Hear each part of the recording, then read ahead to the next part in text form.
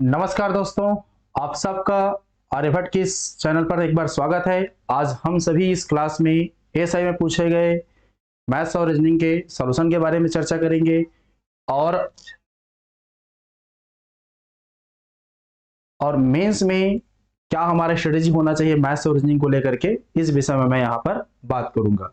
देखिए, हम सब जानते हैं कि एएसआई के जो मेंस का पेपर होगा उसमें मैथ्स और रीजनिंग का एक अच्छा खासा वेटेज देखने के लिए मिलेगा और एकमात्र सब्जेक्ट ऐसा यही है जिसमें पूरा पूरा स्कोर किया जा सकता है। अगर हम जीएस को अगर स्किप कर दें तो इसमें कहना चाहिए पूरे पूरे मार्क्स जो है लाया जा चुका है, मतलब लाने लायक हो सकता है। देखिए, जैसे कि एसआई का जो प्री का आप एग्जाम दिलाए हो उसमें जीएस का कोई अता पता नहीं था, समझ सकते हो आप।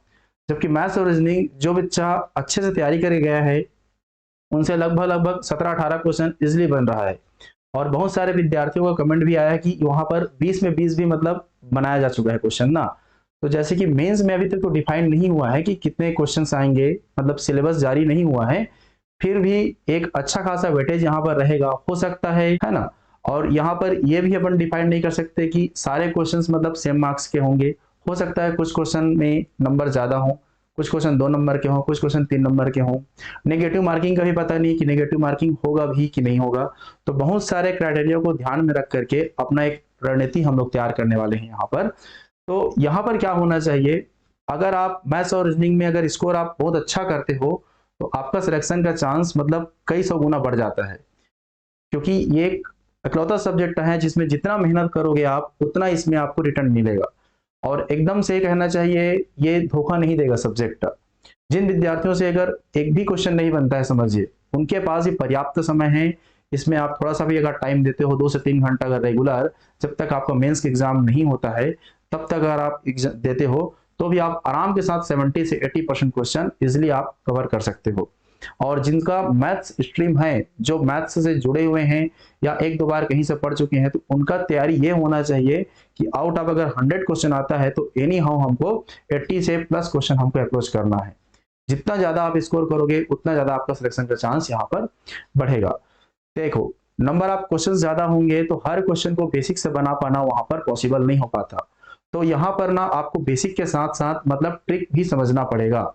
कुछ क्वेश्चन को आप लॉजिकली हल करोगे, कुछ क्वेश्चन को बेसिक्स हल करोगे, क्योंकि हम सबको पता है कि सारे क्वेश्चन ना ही लॉजिक से, मतलब लॉजिक से सारे क्वेश्चन नहीं बनते, लेकिन जो क्वेश्चन लॉजिक से बनता है उन क्वेश्चनों को लॉजिक से बनाना ज्यादा सही होगा। क्योंकि अगर 100 क्वेश्चन आता है और 2 घंटे का टाइम देता है तो 120 मिनट होता है, और 100 क्वेश्चन मतलब आप पर क्वेश्चन के पीछे अगर 1 मिनट का एवरेज टाइम लेके चलते हो तब जाकर के आपका क्वेश्चन मतलब पेपर सॉल्व हो पाएगा अच्छे फॉर्म में। लेकिन हर क्वेश्चन 1 मिनट में बनेगा ये भी तय नहीं है। कुछ क्वेश्चन हो सकता है 2 से 3 मिनट का समय ले ले, कुछ क्वेश्चन ना, और कुछ क्वेश्चन आपको 10 से 15 सेकंड में भी उत्तर ला कर दे देगा। तो एक एवरेज आप टाइम मान के चलोगे कि जहां पर 2-3 क्वेश्चन 15-20 सेकंड में बन रहा है, वहीं पर 1 से 2 सवाल हमारा ऐसा होगा जो 2 से 3 मिनट का भी टाइम लेगा। तो वहां का जो 2 से 3 मिनट वाला क्वेश्चन है उसमें का टाइम कहां से लाएंगे, उसके लिए 15 से 20 सेकंड में जो क्वेश्चन बना है उसका टाइम वहां पर कवर करेंगे। तो ऐसा करके थोड़ा सा जमा के चलेंगे। और मैथ्स और रीजनिंग आप ये समझिए कि अगर पूरे में पूरे क्वेश्चन कवर करना है तो आपको पूरा सिलेबस कवर करके जाना पड़ेगा, क्योंकि बहुत सारे टॉपिक से वन लाइनर क्वेश्चन आता है जिसमें कुछ नहीं करना रहता है, मतलब इवन यहाँ तक आपको पेन भी नहीं छूना है फिर भी आंसर आ जाएगा। लेकिन अगर आपने उस टॉपिक को कवर नहीं किया है तो आपके लिए समझिए कि बहुत बड़ा क्वेश्चन है जो कि रहेगा छोटा क्वेश्चन। तो मेरा ये ओपिनियन रहेगा आप सभी को, साथियों को, कि जो भी आप टॉपिक पढ़ रहे हो उसको एक अच्छे फॉर्म में कंप्लीट करेंगे। जितने भी उनसे पॉसिबिलिटी वाला क्वेश्चन बन सकता है, आने लायक क्वेश्चंस, वो सब बनाएंगे। एकदम से हाई फाई लेवल का क्वेश्चन भी हमको नहीं करना है, एक मॉडरेट क्वेश्चन लेकर चलना है, एक रेंज लेकर चलना है कि इस रेंज तक के क्वेश्चन हमसे इजिली जो है 1 से 1.5 मिनट के अंदर, मैक्सिमम टाइम बता रहा हूँ, बन जाए। और मिनिमम टाइम तो आप कितने भी सेकंड में लगा सकते हो, 15 से 20 सेकंड के आसपास में हमारा हो जाएगा। तो बिल्कुल भी किसी भी बातों में आपको नहीं आना है कि ये ऐसा हो रहा है, इस स्टेप से बनाना है करके आप अपना तैयारी तंदुरुस्त करिए बिना समय गंवाए। अभी भी आपके पास पर्याप्त समय है, अभी आप भिड़ जाइए। कम से कम हमको मिनिमम यहाँ से देखने के लिए मिल रहा है 2 से ढाई 3 मिनट, 3 महीने तक का समय आपको पर्याप्त समय मिलेगा। और कोई भी एग्जाम निकालने के लिए ये एक बहुत बड़ा टाइम गैप होगा, ठीक है, क्योंकि बहुत सारी इसमें आएंगी समस्याएं, वो सबको देखते हुए चलोगे तो 3 महीने तक का आपको एक टाइम शेड्यूल बना के चलना है कि एटलीस्ट उस महीने के अंदर, 2 महीने 2.5 महीने के अंदर पूरा का पूरा सिलेबस 1 से 2 बार अच्छे फॉर्म में रिवीजन होना चाहिए। अपना खुद से नोट्स बना करके एकदम बहुत अच्छे फॉर्म में तैयारी करेंगे ना। इसमें मैं अगर चर्चा करूंगा कि मैथ्स और रीजनिंग का, तो देखिए यहाँ पर आपको ऑनलाइन और ऑफलाइन दोनों प्रकार की क्लासेस मिलेंगी, जिसमें हम लोग बेसिक के साथ साथ हर क्वेश्चन में जहां तक जितना पॉसिबल हो सकता है, जितना शॉर्टकट तरीके से, जितना इजिली तरीके से उसको बना सकते हैं, ये प्रयास करेंगे। मतलब बेसिक के साथ साथ हर क्वेश्चन के पीछे आपको ट्रिक के माध्यम से भी मैं यहाँ पर कोशिश करूंगा कि हर क्वेश्चन में जो है बता सकूं। अगर जिसका नहीं बन पाएगा तो उसको तो नहीं बनेगा, सिंपल सी बात है, लेकिन जो बन सकता है, जितना हो सकता है 200% यहाँ पर मैं कोशिश करूंगा। अगर आप यहाँ तक आ चुके हो तो आगे का रास्ता आसान बनाने के लिए मैं पूरा प्रयास करूंगा कि जितना हो सके उतना आसान भाषा में, उतना कॉन्सेप्चुअल तरीके से, उतना इजी रूप में, और सारे टॉपिक को, सारे टाइप के क्वेश्चन को कवर करते हम साथ चले। तो ऑनलाइन और ऑफलाइन दोनों प्रकार की सुविधाएं मिलेंगी। मैं यहाँ पर बिलासपुर से हूँ, और अगर जो छात्र यहाँ पर बिलासपुर में हैं और उनको अगर सुविधा होती है तो बेशक वो ऑफलाइन क्लास ज्वाइन करें, लेकिन जो छात्र यहाँ से नहीं है, बाहर अगर अदर कहना चाहिए अपना जिले वगैरह से हैं, अगर वो लोग यहाँ पर नहीं पहुंच पा रहे हैं तो उनके लिए ऑनलाइन सुविधाएं हैं। ऑनलाइन के माध्यम से भी आप अपना तैयारी को कहीं बेहतर कर सकते हो। दोनों में कोई अंतर नहीं होगा ऑनलाइन और ऑफलाइन क्लासेस में, ठीक है। तो चलिए हम स्टार्ट करते हैं अपना आए हुए कुछ क्वेश्चन, जो 10 क्वेश्चन रीजनिंग का आया है, 10 क्वेश्चन मैथ्स का आया है, उनके सॉल्यूशन के बारे में। अच्छा, एक और थोड़ा सजेस्ट करूंगा, अगर आप लोग प्रीवियस ईयर के क्वेश्चन को कवर करते हो तो ये देखिए, ये व्यापम का एग्जाम है। व्यापम के एग्जाम में क्वेश्चन एकदम निम्न स्तर का भी नहीं रहेगा, एकदम ऊपर लेवल का भी नहीं रहेगा, एक मॉडरेट लेवल का रहेगा। तो इसके लिए एक बेहतर आपका तैयारी करने का एक तरीका बता रहा हूँ। जो भी प्रीवियस ईयर के क्वेश्चन हैं उनको आप एक बार अप्रोच करिए। अगर एक टॉपिक में अगर 50 क्वेश्चन प्रीवियस ईयर का है तो एटलीस्ट 20 से 25 क्वेश्चन आप वहां से कवर करके जाइए, उससे आपको रिवीजन होगा, ठीक है, तैयारी होगा कि एग्जाम में कैसा कुछ हो जाएगा। मैथ्स का भी एक बुक है और रीजनिंग का भी एक बुक है। यहाँ पर जैसे कि देख पा रहे हो आप, मैथ्स का सॉल्व बुक है ये, इसमें सारे एग्जाम के क्वेश्चनों का कलेक्शन है। आप इस बुक को एज एक रेफरेंस बुक के तौर पर यूज कर सकते हो। इसमें बेसिक के साथ साथ ट्रिक के साथ भी मैं सॉल्यूशन दिया हूँ। सेम जैसा ये बुक है वैसा ही आपको रीजनिंग का भी बुक देखने के लिए मिलेगा। यहां से भी आप रीजनिंग के बुक को कवर कर सकते हो। ये इस टाइप का एक रीजनिंग का बुक आएगा। इसमें क्या खासियत रहेगा, जो भी आपका सीरीज है, देखिए हमारा एसआई में भी सीरीज आया था, वो सीरीज का पैटर्न ना इस बुक में आपको मिल जाएगा। जितने भी सीरीज हैं, कोडिंग डिकोडिंग है, मिसिंग टर्म्स वगैरह है, ब्लड रिलेशन है, रैंकिंग के क्वेश्चंस हैं, वो सारे क्वेश्चनों का कलेक्शन इस बुक में है। आपको इससे बाहर कुछ नहीं पढ़ना है। मतलब एक कम समय में एक बेहतरीन तैयारी करने का आपको एक जरिया बता रहा हूं मैं। अगर आपको समझ में आता है तो बिल्कुल इसको अप्रोच कीजिएगा और इसके कंटेंट को आप समझने का प्रयास करेंगे, ठीक है। चलिए तो स्टार्ट करते हैं भाई। हम यहाँ पर आए हुए क्वेश्चन, एसआई के एग्जाम में क्या क्या क्वेश्चन पूछा गया उसको देखो जरा।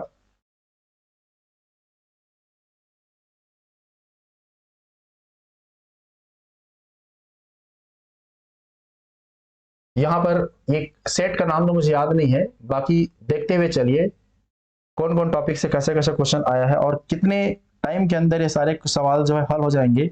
आप मिनिमम टाइमिंग काउंट करना। देखिए मैं तो यहाँ पर समझाऊंगा तो मुझे हो सकता है हर क्वेश्चन में 1 से 1.5 मिनट लग जाए समय, लेकिन एग्जाम हॉल में आपको ना यहाँ पर जितने भी एसआई का क्वेश्चन आया है सब क्वेश्चन अंडर 30 मिनट के, थोड़ी 30 सेकंड के अंदर बनने वाले क्वेश्चन है।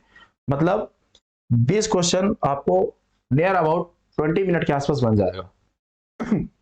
देखो ये सवाल था हमारा नाव और धारा का।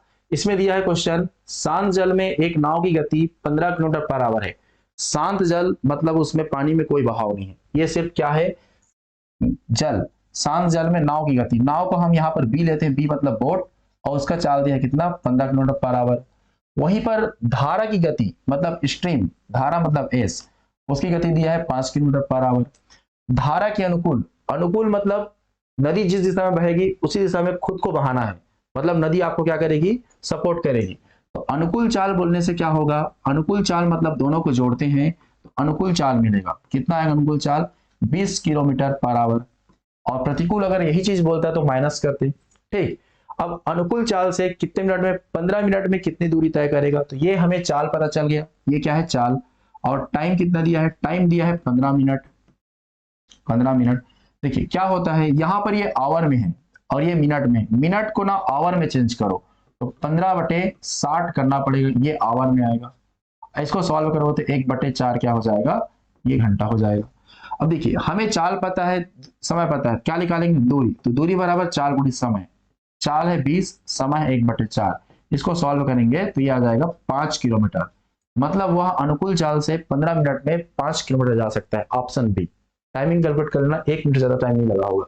ये तो हम समझा रहे हैं, आपको एग्जाम में क्या करना है, अनुकूल चाल इन दोनों को जोड़ना है। 20 क्या करना है, 15 दिया है, 15 मतलब 15/60, 1/4, 20 गुणित 1/4, सीधा पेन उठाए भी ना बन जाए कितना, 5 किलोमीटर की दूरी तय कर पाएगा। ठीक है, तो ये क्वेश्चन। चलिए अगला सवाल देखते हैं। चीनी की कीमत में 20% की वृद्धि की गई, चीनी की खपत में कितने प्रतिशत की कटौती की जानी चाहिए जिससे चीनी पर व्यय में कोई अतिरिक्त वृद्धि ना हो। ये क्वेश्चन ना प्रीवियस एग्जाम में बहुत बार पूछा गया है, बस इतना है कि चीनी की जगह हम वहां पर पेट्रोल के यूज करता है, बाकी 20-20 एजेटिक देगा ना। तो यहां पर हम एक छोटा सा फार्मूला यूज करेंगे, खर्च बराबर, सिंपल सा फार्मूला है, खर्च बराबर A + B + A × B/100। देखिए खर्च में सामने वाला कोई वृद्धि नहीं चाहता, खर्च मतलब व्यय, व्यय में कोई अतिरिक्त वृद्धि ना हो, इसका मतलब व्यय क्या होना चाहिए, ना तो कम हो ना तो ज्यादा हो, मतलब जीरो हो, वृद्धि भी ना हो कभी ना हो, तो चेंजेस क्या होंगे, जीरो। कीमत में 20% की वृद्धि, एक जगह पर 20, यहां से ना 4-5 वैरायटी क्वेश्चन बनता है, तो इसको हम लोग सॉल्व करेंगे। ये कैलकुलेशन कीजिएगा, यहां से 20 को इधर भेज दो तो -20 हो जाएगा, यहां से 20 से कम 20, 20 × 5 = 100, ये b + b/ कितना होगा 5, इसको सॉल्व करेंगे, 5 × 5 और 1 6, तो 6b/ कितना हो जाएगा 5, -20। b का वैल्यू फाइंड करना है, निकालना है, तो 5 के यहाँ पर मल्टीप्लाई करो, गुणा, तो 5 × 20 कितना हो जाएगा -100, और 6 से भाग देंगे। इसको जब सॉल्व करेंगे तो ये 16 सही 2/3 आएगा। तो ये चूंकि नेगेटिव है, मतलब क्या करना पड़ेगा हमें, 16 से 2/3% का गिरावट करना पड़ेगा। तो क्या होगा, कितने की कटौती करनी चाहिए हमें, 16 से 2/3%। तो ये फार्मूला याद रखना, ये बड़ा काम का चीज है, इससे बहुत सारे सवाल बनेंगे। Okay clear. चलिए नेक्स्ट क्वेश्चन चलें। देखिए अगला सवाल देखते हैं। ये भी क्वेश्चन, ये इस टाइप का क्वेश्चन महिला परीक्षा में पूछा गया था, तो प्रीवियस ईयर को पढ़ने का फायदा ये होगा कि बना लेंगे क्वेश्चन ना। अब यहां पर क्या दिया है इस क्वेश्चन में, ये क्वेश्चन ट्रिक के बेस से बनाने लायक क्वेश्चन है, बेसिक से इसको नहीं हल करना है, छोटा सा पॉइंट समझना आप यहां पर, बाकी एक लाइन में आंसर आएगा इसका।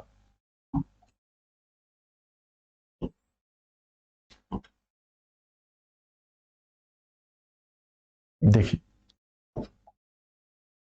यहां पर 0.1 है, पॉइंट के बाद एक संख्या है, यहां पर पॉइंट के बाद कितना संख्या है, 2 संख्या है, बाकी सारे नंबर सेम है, सब में वैसी 6, पॉइंट के बाद यहाँ एक संख्या, यहाँ पर 2 संख्या, यहाँ पर 2 संख्या, यहाँ पर 3 संख्या, यहाँ पर 3 संख्या, यहाँ पर 4 संख्या, सब में एक एक आपको ना करेक्शन करना पड़ेगा। क्या करेक्शन करना पड़ेगा, देखिए एक को समझते हैं ना, जैसे कि 0.1 है, 0.1 का स्क्वायर है, मुझे इसको ना इसके जैसे लिखना है, तो मैं ये कर सकता हूँ क्या, 0.01 × 10। ठीक, अगर ये ऐसा अगर नहीं आएगा समझ में, तो इस टाइप से थोड़ा सा देखते हैं। दशमलव हटाने के लिए हम लोग क्या लिखेंगे, 1/10 लिख सकते हैं, ये हल्का सा बेसिक बता रहा हूं, फिर डायरेक्ट क्या होगा देखिएगा, इसको 1/10 लिख सकते हैं। अच्छा 1/10 है, क्या मैं ऊपर नीचे में भी 10 का गुणा कर सकता हूं ऐसा। अब अगर इसको अगर सॉल्व करेंगे तो ये कितना हो जाएगा, 10 कितना हो जाएगा 100। और ये ऐसा भी कर सकते हैं क्या, इस चीज को 1 × 1/10, ये बेसिक बता दे रहे हैं ना यहाँ पर, ये कितना हो जाएगा, तो 0.01 × क्या 10 लिख सकते हैं इसको, 0.01 का स्क्वायर। अब यहां पर यह है कि इस चीज को आपको इस तरह से लिखना है, तो कितना लिखना पड़ेगा, गुणित 10 का, क्योंकि दशमलव को एक घर खिसकाएंगे 10 का गुणा करेंगे, इसमें भी दशमलव के घर खिसकाएंगे 10 का गुणा करेंगे, इसमें भी दशमलव के घर खिसकाएंगे तो क्या करेंगे, 10 का गुणा करेंगे, और उन सब के पास से ना 10 कॉमन निकल जाएगा, मतलब 10 का वर्ग कॉमन निकलेगा। तो ऐसा कुछ होगा क्या इसके सॉल्यूशन में, ये बेसिक था। अब मैं अगर मुझे लिखना है तो मैं क्या लिखूंगा, एग्जाम में मेरा क्या अप्रोच होगा, देखिए ये दिया है, इस चीज को हम लिख सकते हैं 0.01 इंटू 10 का क्या लिखना चाहिए मुझे, स्क्वायर। एक घर किसका है, 10 का गुणा करेंगे, प्लस 0.001 इंटू 10 का क्या, ब्रैकेट होल स्क्वायर, और ये हो जाएगा 0.0009 इंटू 10 का क्या, होल स्क्वायर। नीचे वाला एज रहेगा, सेम टू सेम रहेगा, नीचे वाले को लिखने की बिल्कुल आवश्यकता नहीं है। देखिए ये 10 का वर्ग मतलब 100, ये 10 का वर्ग 100, ये 10 का वर्ग 100, ठीक है। यही चीज सबके पास है तो वही बाहर आएगा, 10 का वर्ग 100 बाहर आएगा। अब बाकी ये सब चीज एज रहेगा, क्या किया, 0.01 का स्क्वायर प्लस 0.001 का स्क्वायर प्लस 0.0009 का क्या, स्क्वायर। और नीचे में भी ना सेम चीज रहेगा जी, एकदम सेम, 0.01 का स्क्वायर प्लस 0.001 का स्क्वायर प्लस 0.0009 का स्क्वायर। देखो ऊपर नीचे की चीजें सेम कट जाएगा। अच्छा रूट भी तो है साथ में, तो यहां पर क्या बचेगा, रूट 100 बचेगा, और रूट 100 मतलब कितना हो जाएगा, 10। तो हमारा आंसर क्या होगा, बी फॉर बॉय। तो ये आपको ऐसा लेंदी नहीं करना है, ठीक है। एग्जाम में क्या अप्रोच होगा, देखिए एग्जाम में मैं अगर रहता तो यहां पर इस टाइप से क्वेश्चन हम लोग करते।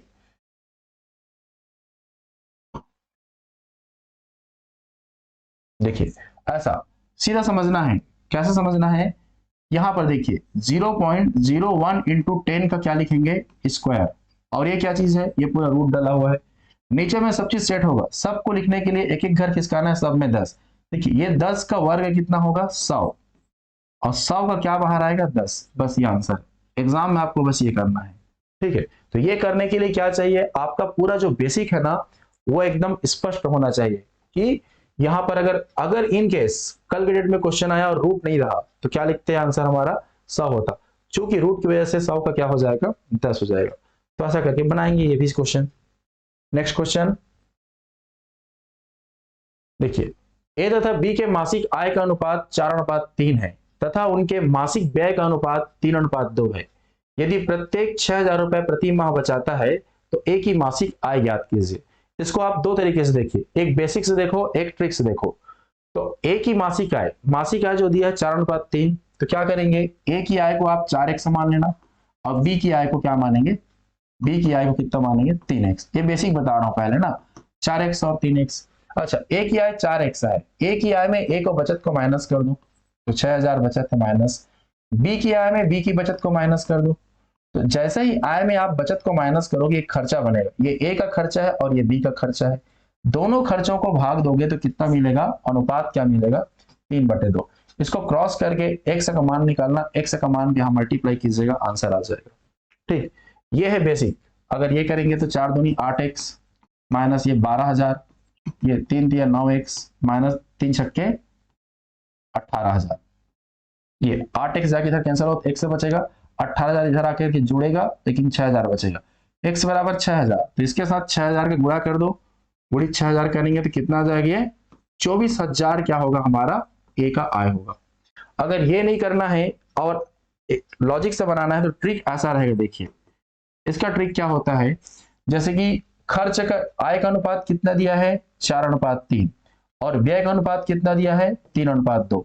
देखिए इन दोनों के बीच का गैप देखो, इन दोनों के बीच गैप कितना है, 1, इन दोनों के बीच गैप कितना है, 1। अगर इन दोनों के बीच का गैप अगर बराबर है, अगर इन दोनों के बीच का गैप अगर बराबर है तो आप ये देखना है कि इन दोनों का गैप कितना है, इन दोनों का भी गैप 1 है। तो यहां पर ये जो गैप है ना इसके बराबर वो बचत है, बचत कितना है, 6,000, मतलब 1 = 6,000 है। या फिर समझिएगा ये जो x से निकाले वही 6,000 है। तो ये जो 6,000 है इसी को अगर आप 4 के साथ मल्टीप्लाई करोगे तो a का आय मिलेगा, और 3 के साथ मल्टीप्लाई करोगे तो b का आय मिलेगा। तो यहाँ पर अगर a की आय निकालना है तो 4 गुणित क्या करेंगे, 6,000, कितना हो जाएगा जी, ये हो जाएगा 24,000, है ना। और 3 के साथ अगर मल्टीप्लाई कर देंगे तो वो b का आय मिलेगा, कितना हो जाएगा, 18,000। तो a का आय 24,000 और b का आय कितना, 18,000। तो ये बेसिक है, इसको जितना जल्दी सॉल्व कर सकते हो वो स्पीड बढ़ाएगा आपका, कैलकुलेशन अगर फास्ट है तो। और नहीं तो फिर इनके बीच में जो गैप रहता है ना उसी गैप के साथ आपको ए के साथ गुणा करना, ए का आय मिल जाएगा, बी के साथ गुणा करना, बी का आय मिल जाएगा, ठीक है। इन दोनों के बीच कितने का गैप है, यहां पर गैप देखेंगे, ठीक है, क्लियर। नेक्स्ट क्वेश्चन देखिए, देखिए इस टाइप का क्वेश्चन हमारे व्यापम में 2 बार पूछा जा चुका है, तो ये कोई नया क्वेश्चन नहीं है जिसको देख करके आप मतलब हड़बड़ाएंगे ना। देखिए यहाँ पर जो क्वेश्चन दिया है इसमें आप गौर से देखो, सबका बेस बराबर है, तो सबका अगर बेस बराबर है और सब प्लस में है ना, तो वहां पर कॉमन निकाल के सॉल्व करते हैं। कॉमन क्या निकलेगा, जो पावर सबसे छोटा है वो कॉमन निकलेगा। 3 की घात 25 कॉमन निकलेगा। अगर 3 की घात 25 कॉमन निकला है तो 3 की घात 0 हो जाएगा। इसके पास 3 की घात 1, क्यों 3 की घात 0 क्यों होगा भाई, 3 की घात 25 में सबको तो बाहर निकाल लिया मैं, 3 की घात 0 बचेगा, प्लस ये 3 की घात 1। उसके पास देखो 3 27 बार है, मैं 25 बार को बाहर निकाल रहा हूं, कितने बार 3 बचेगा, 2 बार 3 बचेगा। वहां पर 28 बार 25 है, 3 बार 28 बार 25 है, सॉरी 28 बार क्या है 3 है, 25 बार 3 को बाहर निकालो, कितने बार 3 बचेगा, 3 बार 3 बचेगा। अब इसको थोड़ा सा सिंप्लीफाई करो, सॉल्व करते हैं, तो 3 की घात 25 गुणित 3 की घात 0 हो जाएगा 1। किसी भी संख्या घात में 0 होता है उसका मान क्या होता है 1। 3 की पावर 1 कितना होगा 3, 3 की पावर 2 कितना होगा 9, और 3 की पावर 3 कितना हो जाएगा 27। इसको सॉल्व कीजिए, थोड़ा सा इसको जोड़ते हैं, ये जोड़ने पर कितना आएगा, ये आ जाएगा 40, ठीक है 40 आ जाएगा। अब देखो 3 25 बार है ना, एक आध बार 3 को बाहर निकालो तो 24, यहां पर 3 गुणित कितना आ जाएगा 40। अब देखिए ऑप्शन से कौन सा ऑप्शन इसको कटा सकता है, 11 16 25 और 30, ऑप्शन का मदद लेंगे। तो अगर मैं 30 को लाता हूं, यहां पर 30 को लाता हूं, तो क्या ये नंबर 30 से डिवाइड होगा, देखो 0 0 कैंसिल, ये 3 से 3 कैंसिल, तो नीचे वाला पूरा डिवाइड हो गया। इसका अर्थ यह है कि यह 30 से डिवाइड होगा। तो बेस अगर बराबर है तो कॉमन निकाल कर सॉल्व करेंगे। ये तीसरी बार पूछा है व्यापम में ना टोटल, इसमें क्या था 3 की जगह में क्या था 4 था, और बाकी ऑप्शन थोड़ा सा चेंज था, ठीक है। तो ऐसा कॉमन निकाल के सॉल्व करेंगे, इसका कोई ट्रिक नहीं मिलेगा, यही इसका ट्रिक है, यही इसका बेसिक है, ठीक है। इसमें और इसको शॉर्टकट नहीं बना सकते जी। देखिए अगला सवाल देखो, यहां पर आपको टाइम एंड डिस्टेंस में टोटल 4 वैरायटी का क्वेश्चन मिलेगा, एक डिस्टेंस कांस्टेंट, एक टाइम कांस्टेंट, एक यूनिट और एक औसत चाल। जब आप पढ़ोगे पूरा टॉपिक पे तो 4 बेसिस पे क्वेश्चन बनता है। ये दूरी वाला क्वेश्चन है। देखिए क्या दिया है सवाल में, एक आदमी यात्रा पर निकलता है और कुल 5 घंटे 15 मिनट की यात्रा करता है। दूरी का पहला आधा भाग उसने 60 किलोमीटर प्रति घंटा और दूसरा आधा भाग 45 किलोमीटर प्रति घंटे की गति से तय किया। उसने कुल कितनी दूरी तय की, टोटल डिस्टेंस कितना कवर किया, यह बताना है। तो यहां पर हम 2 प्रकार से देख रहे हैं, पहले मैं बेसिक अप्रोच कर रहा हूं, फिर उसके बाद हम इस पे फार्मूला लगा के शॉर्टकट निकाल देंगे। देखो माना कुल दूरी x मान लेना। अब देखिए x का आधा दूरी मतलब x/2 दूरी को किस चाल से जाएगा, 60 किलोमीटर की चाल से जाएगा, तो इतने दूरी को इस चाल से जाएगा, तो ये समय है। बच गया कितना समय x/2। अब इतने दूरी को फिर किस चाल से जाएगा, 45 किलोमीटर बराबर की चाल से जाएगा, तो आधा दूरी को इस चाल से जाने का लगा समय, फिर आधा दूरी को इस चाल से जाने का लगा समय, टोटल समय को जोड़ोगे तो कितना आएगा 5 घंटा 15 मिनट। तो 5 घंटा 15 मिनट, 15 मिनट को आवर में चेंज करेंगे तो 15/60 हो जाएगा। ओके, अब ये क्या हो जाएगा, ये x/120 हो जाएगा प्लस x/, कितना हो जाएगा 90 हो जाएगा। इसको सॉल्व करेंगे, 15 कम 15, 15 चौक 60, 4 पंच 20 और 1 21, 21 बटे कितना आएगा 4। यहां पर अब यह सॉल्व करेंगे, एलसीएम ले लेना, एलसीएम कितना आएगा, एलसीएम 360, तो 12 दिया तो ये 3x हो जाएगा, 9 चौक 4x हो जाएगा, बराबर कितना आ जाएगा 21/4। ऊपर 7x/360 है, 7x/360 है, बराबर कितना है 21/4। x की वैल्यू आ जाएगा 21/4 गुणित कितना होगा 360 बटे कितना 7, ये 7 एकम 7, 7 21, 4 एकम 4, 4 नहीं 36 0, 9 कितना आ जाएगा 27, 270 किलोमीटर वह क्या करेगा तय करेगा। ठीक है, ये हमारा आंसर होगा, ये बेसिक है। अगर इसी को मैं अगर फार्मूला से बनाऊं तो फार्मूला से ये एक फार्मूला याद रखना, दूरी बराबर होता है, एक दूरी होता है ऐसा v1 इंटू v2 बटे v1 plus v2 into t1 plus t2, total time का योग। देखिए यहां पर पहले का चाल कितना है, ये आएगा 60 किलोमीटर, दूसरे का चाल कितना है 45 किलोमीटर, नीचे में क्या रहेगा 60 प्लस 45 और t1 t2, टोटल टाइम कितना है 5 घंटा 15 मिनट। तो 15 मिनट को 15 बटे क्या लिखेंगे 60, ऐसा ठीक, इसको सॉल्व करेंगे तो देखो दोनों को यहाँ पर मल्टीप्लाई नहीं करते हैं, हल करते हैं। देखिए क्योंकि घटाना ही पड़ेगा मुझे, इन दोनों जोड़े कितना आ जाएगा 105, ये 15 कम 15, 15 चौक 60, 4 पंचे 20 और एक 21, 21 बटे कितना हो जाएगा 4। ओके कटाते हैं, देखिए यहाँ से 4 एक कम 4, 4 15 60, 15 कम 15, 15 सत्ते 105, 7 एक कम 7, 7 ते 21। ठीक, ये 45 गुणे 3 कितना आ जाएगा जी, ये आ जाएगा 135 किलोमीटर। लेकिन ये जो डिस्टेंस निकालते हो ना, ये वन साइड का डिस्टेंस है, मतलब ये हाफ डिस्टेंस है। ठीक है, ये आधा दूरी है। अगर ये आधा है तो पूरा दूरी क्या होगा, पूरा दूरी हो जाएगा 135 धन 135, और इसको अगर जोड़ेंगे तो ये आ जाएगा कितना 270 किलोमीटर। तो ये हमारा क्या है, ये फार्मूला अप्रोच है, और इसके पहले जो अप्रोच कर रहा था ये मेरा बेसिक अप्रोच था। ठीक है, तो दोनों में से किसी माध्यम में बनाएंगे, ये क्वेश्चन आपको ऐसे ही होगा, या तो आप इस तरीके से बनाइए या तो आप फार्मूला याद करके यहां से बनाएंगे। ठीक है, बाकी देखिए आप जहां से भी बनाएंगे आपको ये चीज को मिलना ही पड़ेगा, कैलकुलेशन आपको थोड़ा सा लगेगा। यहां पर आपको स्पीड बढ़ाना है।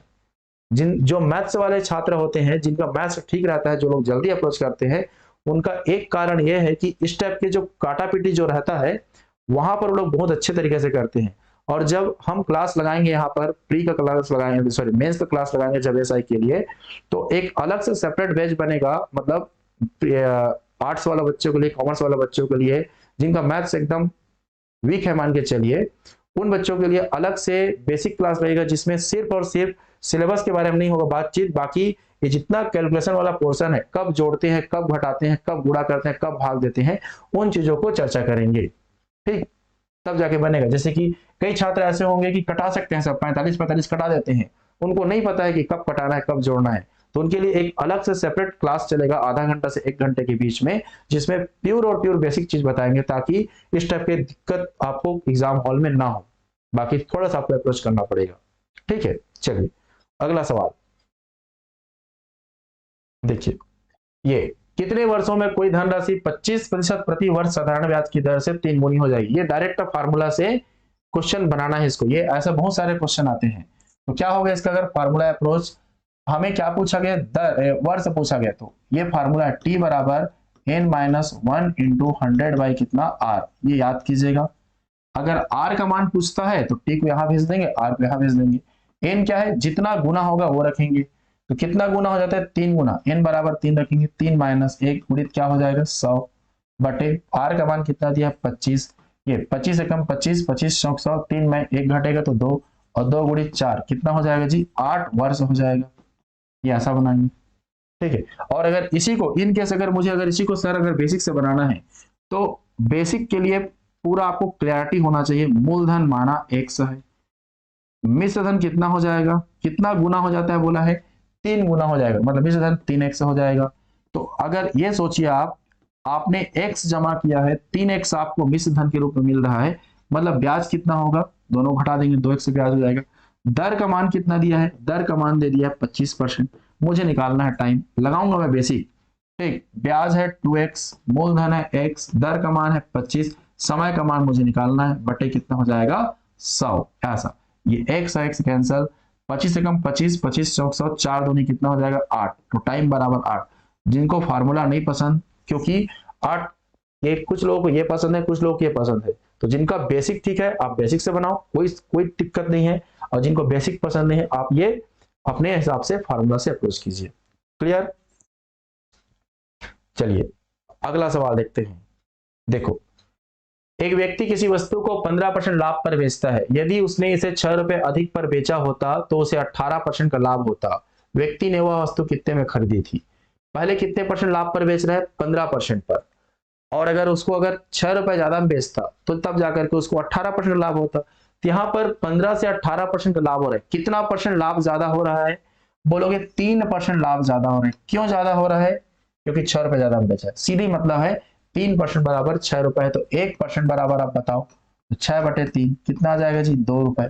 तो अगर 1% बराबर 2 रुपए, किस चीज के 1% है, कॉस्ट प्राइस का, तो कॉस्ट प्राइस अपने आप में कितना होगा, सीधा 100% बराबर, तो 2 गुणित क्या हो जाएगा 100, कितना आ जाएगा जी 200 रुपए हमारा क्या होगा, ये खरीदी कीमत आएगा। तो ऐसा करके एकदम स्वीट एंड शॉर्ट बन जाएगा। ठीक,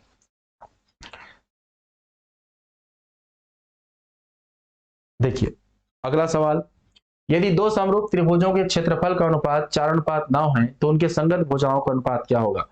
तो क्षेत्रफल का जो अनुपात दिया है, अगर भुजा का अनुपात निकालना है तो क्षेत्रफल का वर्गमूल निकाल दो, भुजा का अनुपात निकल जाएगा। ये सिमिलरिटी का कॉन्सेप्ट है। क्षेत्रफल का अनुपात दिया है, उसका वर्गमूल करेंगे तो यही क्या मिलेगा, भुजा। भुजा मिलेगा, भुजा का अनुपात कितना आ जाएगा जी, 2/3 ये आंसर। वहीं पर अगर क्षेत्रफल का अनुपात दिया, भुजा का अनुपात भी 2:3 होगा, माध्यिका का अनुपात भी 2:3 होगा, कोण समद्विभाजक का अनुपात भी 2:3 होगा, लंब का अनुपात भी 2:3 होगा, परिमाप का अनुपात भी पूछेगा 2:3 होगा, सब का अनुपात पूछेगा तो 2:3 ही होगा।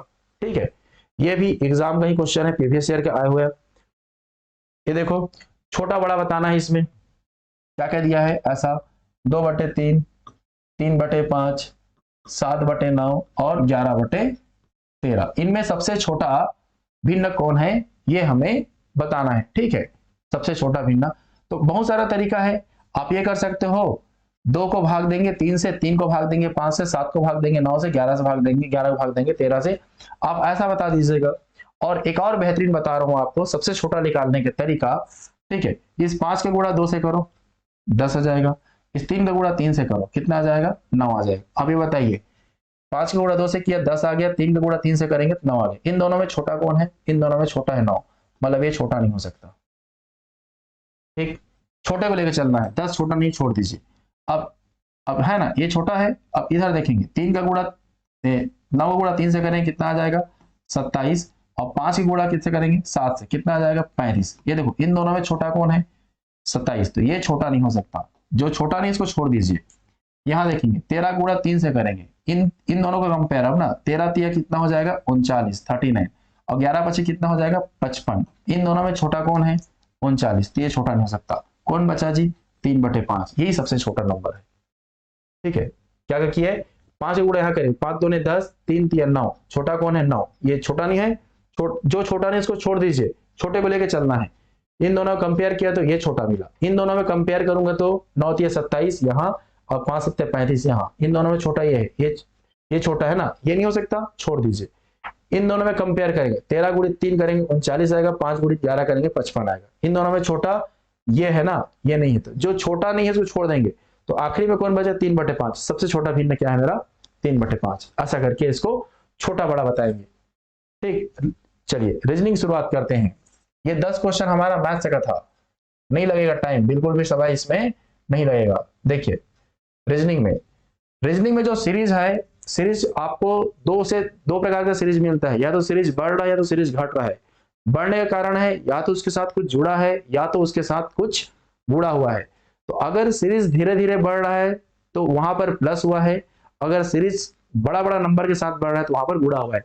यहां पर सीरीज क्या है, धीरे धीरे बढ़ रहा है। देखिए 11 है, 39 है, 89 है, 167 है। अब अगर इस सीरीज को बनाना है तो क्या करना पड़ेगा, आप ना सिंपल इनका गैप निकालो, इनका गैप निकालिए, इनका गैप निकालिए। ठीक है, ये गैप आ जाएगा 28, ये गैप आ जाएगा 25, और ये गैप आ जाएगा कितना, 78। अब यहां से जैसे समझ में नहीं आता है तो फिर गैप का गैप निकालेंगे। ठीक है, ये गैप आ जाएगा अपना 22, और ये गैप आ जाएगा कितना अपना 28। देखिए अब 22 से 28 हुआ है, कितना के गैप के साथ बढ़ा है, 6। एक काम करो, इसके साथ भी 6 जोड़ दो, यहां लिख दो, कितना आ जाएगा ये 34। ठीक, 28 में 6 जोड़ेंगे 34 हो जाएगा, 78 प्लस 34 जोड़ो, यहां आपको मिल जाएगा, ये आ जाएगा 112, और इन दोनों को जोड़ोगे तो ये आ जाएगा हमारा कितना, 279। ये गैप से ऐसा बन जाएगा क्वेश्चन। और भी तरीका है, मैं जो सीट दिया हूं उसमें है सिंपल। मैं क्या किया, नंबर गैप निकाला, गैप निकाला, गैप निकाला, गैप निकाला। नहीं समझ में आया मुझे गैप से कैसे बनाना है, मैं फिर गैप निकाला, फिर गैप निकाला। तो ये 22 था, ये 28 था, मतलब 6 जुड़ा है, तो 22 में 6 जोड़ने पर ये आ रहा है, 28 में 6 जोड़ने पर ये आएगा।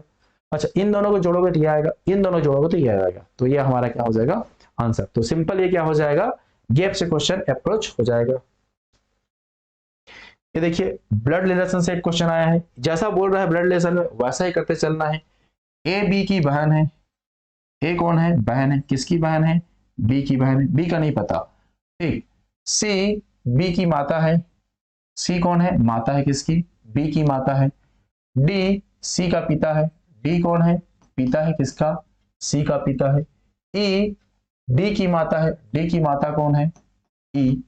पूछा गया है कि तो ए से डी किस प्रकार संबंधित है, डी क्या पुकारेगा ए को, तो ये बेटी की बेटी मतलब क्या होगा, ये पोती। डी क्या पुकारेगा ए को, तो क्या बोलना है अपने को, पोती पुकारेगा। डायरेक्ट सीधा वन लाइनर ना, कोई तामझाम नहीं।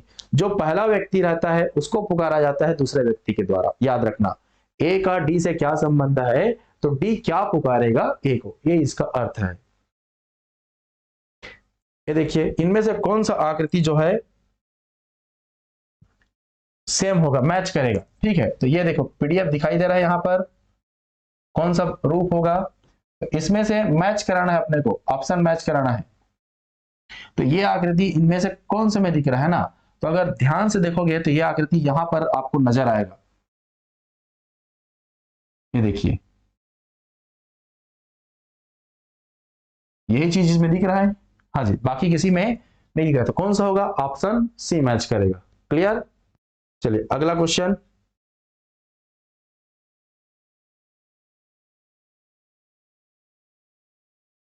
देखो बहुत लोगों से ये क्वेश्चन नहीं बना, ठीक है, कोई नहीं, वहां पर हर क्वेश्चन बने जरूरी नहीं है। कई बार क्या है ना, माइंड काम नहीं करता है। MONKEY, मंकी, मंकी कोड है XCHJJ और क्या जी। क्या करना चाहिए आपको, सिंपल नंबरिंग करो आप सीधा, ऐसा सबसे बेस्ट तरीका है नंबरिंग।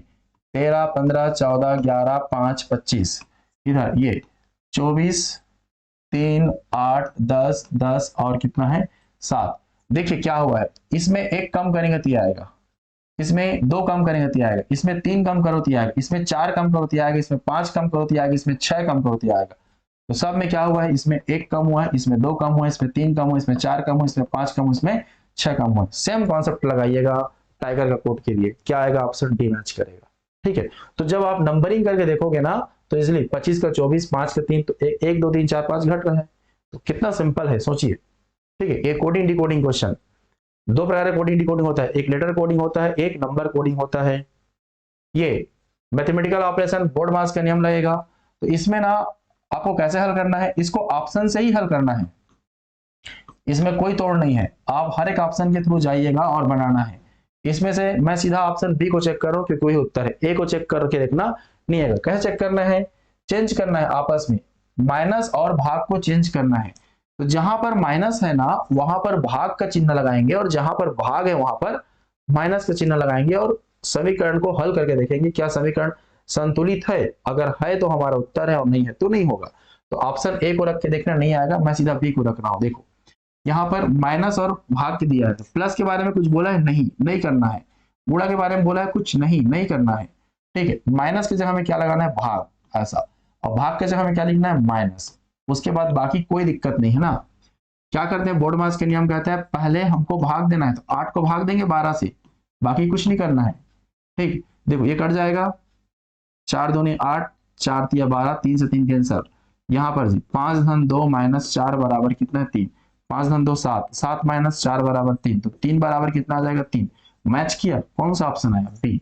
तो चिन्ह को बस बदलना है, सिर्फ इसी को बदलना है, माइनस के जगह भागी लिखो और भाग के जगह माइनस लिखो, बाकी कोई सिंबल को आपको बदलने की जरूरत नहीं है। ना ही कोई सिंबल बदलना है, ना ही कोई नंबर बदलना है। ओके, चलिए देखिए ये भी अगला क्वेश्चन हमारा नॉन वर्बल रीजनिंग का क्वेश्चन है। क्या हुआ है इसमें, क्या करना है, कुछ नहीं करना है भाई, बस थोड़ा सा दिमाग लगाना था। आंसर है यहां पर ना, ये जो चीज है इसका इमेज बनाया गया है। ठीक है, ये इमेज कैसे, इमेज इसका मिरर इमेज देखो, अगर दर्पण में देखोगे तो चित्र अच्छी दिखेगा बस, लेकिन ये वाला हिस्सा काला है। ठीक है, तो जो हिस्सा व्हाइट था उसको काला किया गया है, जो हिस्सा काला था उसको व्हाइट किया गया है, और कुछ नहीं। तो अगर इसका इमेज बनाओगे तो ये चीजें यहीं से मिलेंगी, ऐसा ऐसा त्रिभुज बनेगा। लेकिन इसमें ये हिस्सा काला था, अगली में क्या होगा, ये हिस्सा काला हो जाएगा। ठीक है, चेंज हो रहा है बस, तो ऑप्शन ए मैच करेगा।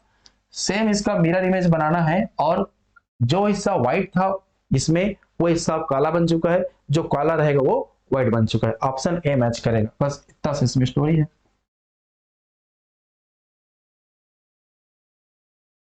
देखिए अगला सवाल, ये देखिए इसमें क्या करना है, ये डायग्राम में बहुत लोग कंफ्यूजन है, ऑप्शन बी होगा, ऑप्शन बी नहीं होगा। आप सोचिए इसमें कैसे अप्रोच करते हैं। टेनिस प्रशंसक जो टेनिस की तारीफ करता है, क्या वो क्रिकेट खिलाड़ी हो सकता है? बिल्कुल हो सकता है। और जो क्रिकेट खेलता है, क्या वो टेनिस की तारीफ कर सकता है? बिल्कुल हो सकता है। मतलब इन दोनों में रिलेशन है। अच्छा, क्या टेनिस का जो तारीफ करने वाला है वो एक छात्र हो सकता है? बिल्कुल। क्या एक छात्र टेनिस का प्रशंसक हो सकता है? तो ये छात्र होने में कोई दिक्कत नहीं है। अच्छा, क्रिकेट खिलाड़ी भी छात्र हो सकता है और छात्र भी क्रिकेट खिलाड़ी हो सकता है। तो तीनों का आपस में एक कनेक्शन हो सकता है। कौन सा मैच कर रहा है? ऑप्शन ए मैच करेगा। ठीक है, ऑप्शन बी नहीं होगा। ऑप्शन बी में यह हो जा रहा है कि सारे टेनिस प्रशंसक छात्र हो जा रहे हैं, ये इसलिए नहीं होना चाहिए, ऑप्शन ए होना चाहिए। बाकी ऐसे अगर क्वेश्चंस आते हैं ना, इसमें बेटर अप्रोच को देखा जाता है कि सबसे अच्छा अप्रोच क्या होगा हमारा। ठीक है, ऑप्शन ए मैच करना चाहिए यहां पर। देखिए ये क्वेश्चन 60 छात्रों की कक्षा में लड़कियों की संख्या लड़कों से दुगनी है, तो यहां पर हम लोग किसको एक्स मानेंगे? बॉयज को। अगर लड़के एक्स है तो गर्ल्स कितनी हो जाएंगी? 3x हो जाएंगी। सीधा क्वेश्चन तो पढ़ ही चुके हो आप। ठीक, तो यहां पर गर्ल्स और बॉयज को जोड़ोगे तो कितना आ जाएगा जी? 60। तो 4x बराबर कितना आ जाएगा? 60। x बराबर कितना आ जाएगा? x बराबर, अच्छा दुगनी है बोला है ना, लड़कों की संख्या लड़कों से दुगनी है। ओके, दुगनी है तो 2x होगा। लड़कों की संख्या लड़कियों से, लड़के अगर x है तो लड़कियों की संख्या दुगनी है, तो x प्लस 2x बराबर कितना आ जाएगा? 60। तो 3x बराबर कितना हो जाएगा? ये 60। x बराबर कितना आ जाएगा? 20। इसका मतलब है कि 20 लड़के हैं और 40 क्या है? लड़कियां हैं। अब इनको क्या किया गया है? इनको एक पंक्ति में बैठाया गया है। ठीक है, ये नीचे है और इसको क्या बोलेंगे? ऊपर बोलेंगे। क्वेश्चन में बोला है ऊपर से सिर है ना, लक्ष्मी शीर्ष 27वें स्थान पर है। यहां पर जो लक्ष्मी नाम की लड़की है उसका स्थान क्या है? 27वें स्थान पर है। तो हमको ये जो बताना है 27वें स्थान पर है। अच्छा, अगर लड़की 27वें स्थान पर है तो यहां पर लक्ष्मी से ऊपर कुल कितने लोग हैं? तो कुल 26 लोग हैं बोलोगे, क्योंकि खुद लड़की लक्ष्मी क्या है? 27। लक्ष्मी 27 नंबर पे है, मतलब 26 लोग इससे ऊपर है। अब इस 26 में ना 9 क्या है? लड़के हैं। तो अब बाकी क्या होंगी? लड़कियां होंगी। कितने होंगे? आप इसमें 9 घटा दीजिए टोटल, तो ये हो जाएंगे कितना? 17। ठीक है, 17 लड़कियां हैं। ठीक, अब हमें बताना है कि उसके रैंक के बाद कितनी लड़कियां हैं। यहां पर इस तरफ लड़कियां कितनी हैं? सॉरी, टोटल लड़कियां हैं 40। 40 में लक्ष्मी से ऊपर कितनी लड़कियां हैं? ऊपर टोटल 26 हैं। 26 में 9 लड़के हैं बोला है, मतलब 17 लड़कियां होंगी।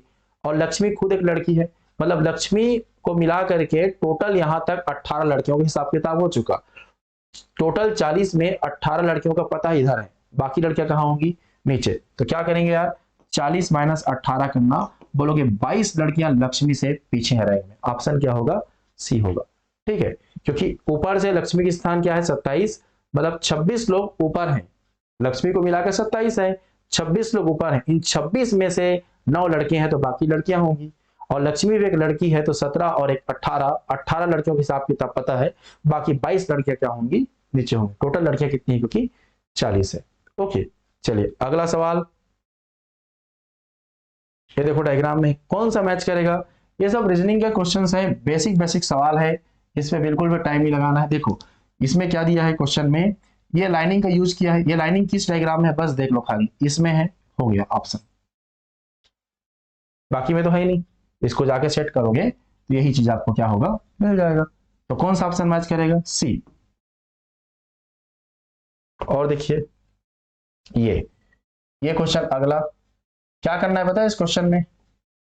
हाँ जी, इस क्वेश्चन में करना है, कोडिंग याद है? ये देखो 6 4 10 10 7 14, 14 कितना है? एल। 7 4 11 और 1 12 कितना है? एल। ठीक, 10 15 6 21 है ना, ये मतलब 5 6 11 11 10 21, 21 का कितना है? यू। तो इनका कोड यहाँ होगा, तो कितना हो जाएगा? 14 और 3 17, 17 क्या होता है जी? क्यू। आंसर है।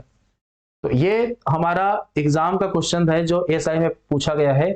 इसी के इर्द गिर्द क्वेश्चन आएगा, इसी लेवल का आपको तैयारी करना है, ना इससे नीचे जाना है ना इससे ऊपर जाना है। सारे क्वेश्चंस एकदम टाइम के अंदर बन जाएगा। अगर अच्छे से अभ्यास किया जाए तो कोई बहुत बड़ी बात नहीं है, पूरा स्कोर कर सकते हो। जिस छात्र का मैथ्स और रीजनिंग स्ट्रांग है उसका सिलेक्शन होने का चांस ज्यादा हो जाता है। तो मेरा यही अनुरोध है आप सभी अभ्यर्थियों से जो तैयारी कर रहे हैं मेरे मित्रगण, है ना। आप लोग ना इसको बिल्कुल लाइट मत लीजिएगा, जिनसे नहीं बन रहा है आप फोकस डालिए इस पे। 2 से 3 घंटा आपको मेहनत लगेगा, एक अच्छा रिजल्ट मिलेगा। मतलब इसमें इतना आप इतने जबरदस्त तरीके से भिड़ो कि ये पोस्ट आपको लेकर के जाना है, क्योंकि इसमें कंपटीशन आपके हिसाब से मतलब लग रहा है कि नहीं है करके, सब अपने लेवल पे तैयारी कर रहे हैं। किसी की बात को नहीं सुनना है। आप ये समझो, आपको दुनिया में सिर्फ 3 लोगों की बातों को ध्यान में रखना है। एक माँ बाप जो आपका कभी बुरा नहीं चाहेंगे, और एक शिक्षक गण, ठीक है। सामने वाले पे आपको आंख मूंद के भरोसा करना है और उसके बताए हुए रास्ते पे आपको चलना है। कहीं जहां से भी आपको शिक्षा मिल रहा है, अच्छे शिक्षक जहां पे दोस्त यार मदद कर रहे हैं, है ना, उनसे आप गाइडलाइन लीजिए, क्या की गलतियां नहीं करनी है। टेस्ट सीरीज अगर लग रहा है आपको कहीं का, तो वो अच्छे तैयारी के फॉर्म में अगर हैं आप, तो उसको बिल्कुल ज्वाइन कीजिए। ज्यादा वक्त तो नहीं मिलेगा, लेकिन मिनिमम आपको 2 से 2.5-3 महीने का समय आपको मिलेगा, और इसमें आप बहुत अच्छे फॉर्म में तैयारी कर सकते हो। तो अगर किसी प्रकार का दिक्कत है तो आप पर्सनली, एक मैं नंबर दे रहा हूँ, किसी बैच के बारे में अगर आपको जानकारी लेना है तो इस नंबर पे आप कांटेक्ट कर सकते हैं।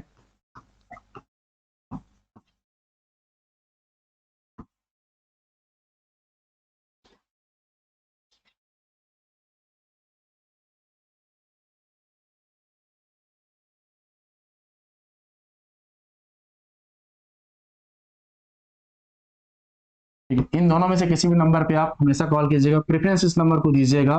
कोई भी बैच के बारे में इंफॉर्मेशन चाहिएगा, ऑनलाइन हो चाहे ऑफलाइन हो, कैसा क्या करना है, कुछ भी आपको दिक्कत है, आप बिंदास यहाँ पर, आप ऑफिस टाइम में कभी भी आप कॉल करके इंफॉर्मेशन यहाँ पर ले सकते हैं। अगर ये वीडियो आपको ज़्यादा इंफॉर्मेटिव लगा होगा तो अपने दोस्तों से शेयर कीजिएगा, जितना हो सकता है उतना अपने बीच में इसको बताने का प्रयास कीजिएगा। ठीक है दोस्तों, और क्या बोल सकता हूँ मैं। बाकी मिलते हैं हम लोग, अगर कोई दिक्कत है किसी प्रकार का तो आप बिल्कुल कमेंट के माध्यम से यहाँ पर बताइए, और बिल्कुल मैं प्रयास करूंगा मेरे तरफ से जितना हो सकता है।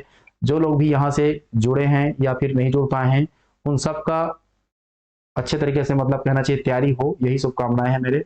जितने भी लोग भी तैयारी कर रहे हैं, सबका भला तो नहीं हो सकता, लेकिन जो अच्छे से मेहनत करेंगे उनका जरूर नैया पार हो गया। ठीक है, इसके बाद अब पता नहीं कब क्या होगा। ऐसा भिड़ो कि ये दर्द दोबारा आपको ना, मतलब फील नहीं करना है। समझ में आ रहा है जी। चलिए मिलते हैं हम लोग दोबारा क्लास में। धन्यवाद आप सबका वीडियो लास्ट तक देखने के लिए।